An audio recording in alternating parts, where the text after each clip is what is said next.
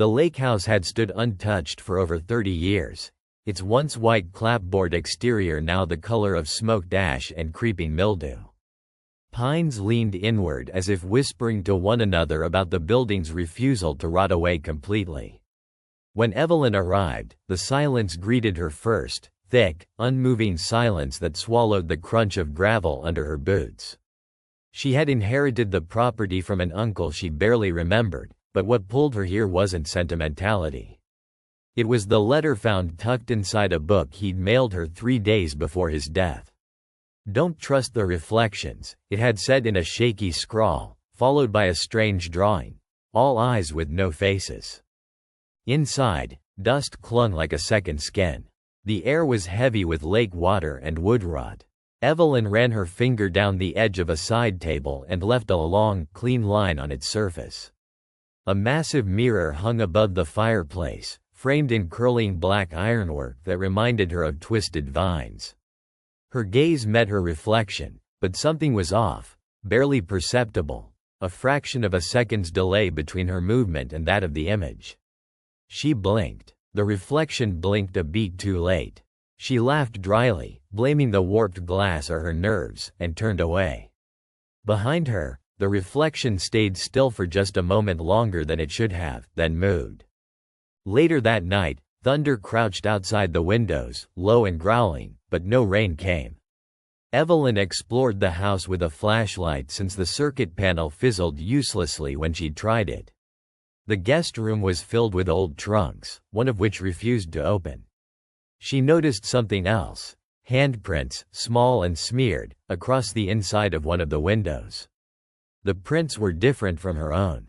Barely the size of a child's, but longer, stretched unnaturally at the fingertips like something had slid downward using only its fingers. When she wiped them away, her palm came back gray and cold. She whispered her uncle's name into the room, but the name didn't feel welcome in her mouth, and something in the walls seemed to exhale in reply. Sleep didn't come easily. The wind scratched the boards like nails dragging across bark. Evelyn wrapped herself in an old quilt she found in a cedar chest and laid on the sunken couch, facing the cold fireplace. In the mirror above it, the reflection of the room flickered subtly, like it breathed on its own rhythm. She stared, mesmerized without realizing it. Her body was still, but the reflection burned red under her eyes, just slightly, flashes that weren't there when she touched her face. She whispered to the mirror, "What do you want?" And the air beside her became suffocatingly tight, as if something were crouching close and listening. On the second day, Evelyn found the cellar door behind a set of shelves that folded inward on rusted hinges.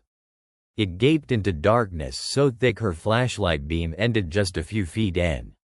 The stairs were steep, slick with condensation, and each step echoed too long.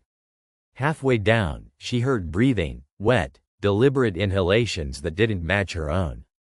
At the bottom lay a concrete room with a single chair bolted to the floor. The walls were covered with frantic pencil drawings of faceless men and wide-eyed women screaming into nothing.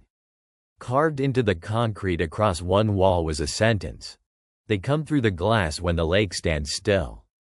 Her flashlight sputtered and died then, and in the successive silence, she heard a soft knock from the inside of the mirror in the room above. She fled the basement, heart stuttering in her chest, and stumbled out to the deck just as the lake turned to glass, unnaturally still against the hush of twilight. No ripples brushed the surface, not even from wind. She stared into it and saw, at first, only her reflection. Then, slowly, another Evelyn rose beside her. A perfect copy, save for the slack expression and two large eyes.